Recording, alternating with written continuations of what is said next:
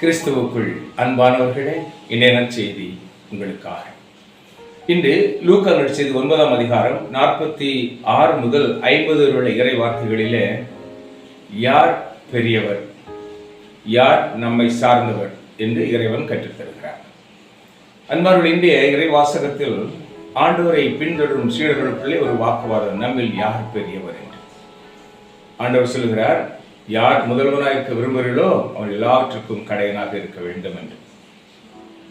இப்பொழுது சீடர் ஒருவர் கூறுகிறார், நாங்கள் ஒருவரை கண்டோம், அவர் உமது பெயரால் பேய்களை ஓட்டிக் கொண்டிருக்கிறார், அவர் நம்மை சாராதவர் என்று சொன்னார்.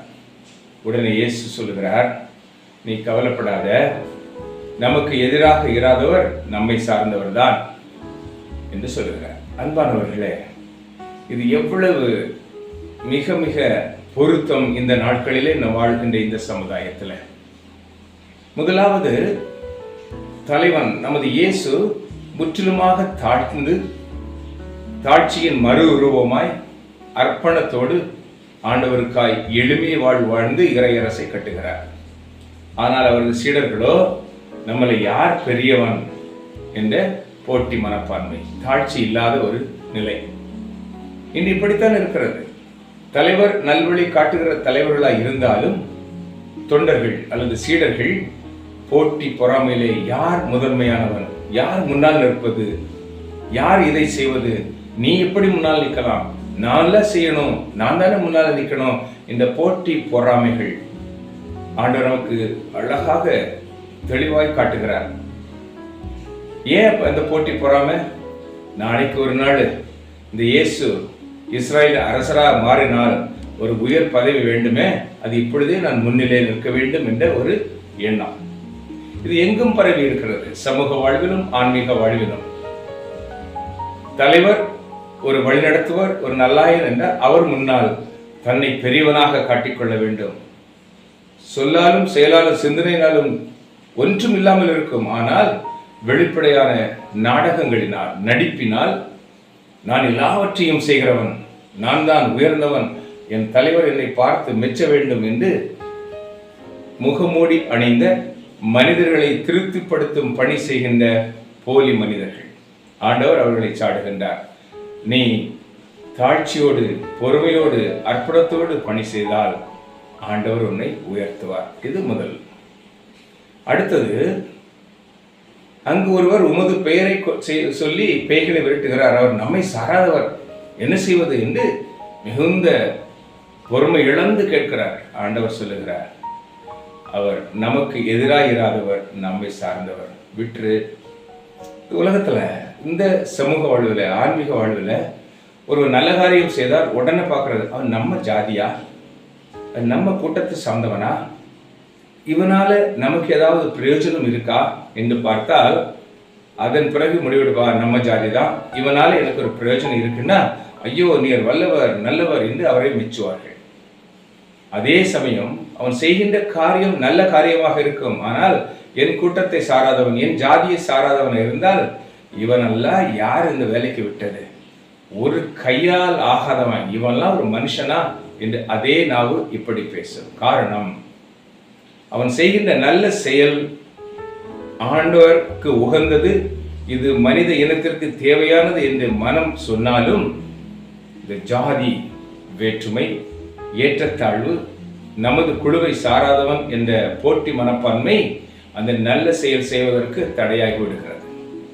இப்போ நல்ல செயல் தேவையா அல்லது எனது ஜாதி தேவையா? ஆண்டவர் சொல்லுகிறார், அவன் நல்லது தானே செய்கிறான், அப்ப நமக்கு எதிரான அவன் இல்லை, விட்டுரு. அந்த மனப்பான்மை நமக்கு வேண்டும்.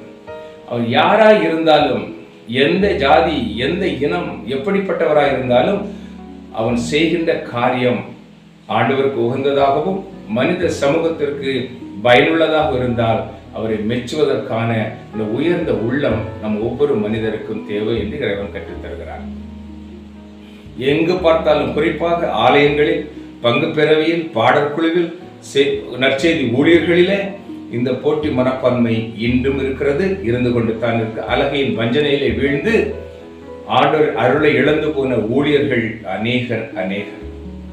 அன்பானவர்களே, ஆண்டோட சமூகத்திலே இறைவர் பணிக்காக வந்து ஜாதி பார்க்கிறவன், சமுதாயம் பார்க்கிறவன், ஏற்றத்தாழ்வு பார்க்கிறவன், கசப்புணர்வு உள்ளவன் எல்லோரும் ஆண்டவரால் வேறறுக்கப்படுவார்கள் என்பது இறை வார்த்தையிலே அநேக இடங்களில் நிரூபணமாயிருக்கிறது. எனவே ஆண்டவர் சமாரியா, கலிலேயா எங்கும் சுற்றி தெரிந்தார். அவருக்கு யாரும் வேற்றுமை இல்லை, எல்லாரும் ஒரே பிள்ளை, ஆண்டவர் பிள்ளைகள் என்று சொன்னார்.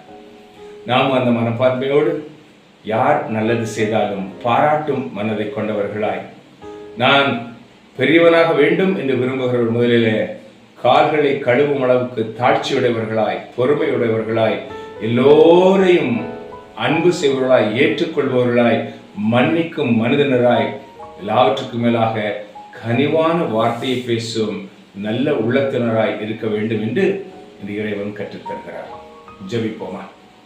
எங்கள் அன்பான பரம தகப்பனே, உமது திருக்குமாரன் எங்கள் ஆண்டவர் இயேசு கிறிஸ்து வழியாக எங்களுக்கு தாழ்ச்சியை கற்றுத்தந்தீர். ஆனால் எங்களுடைய தாழ்ச்சி இல்லை.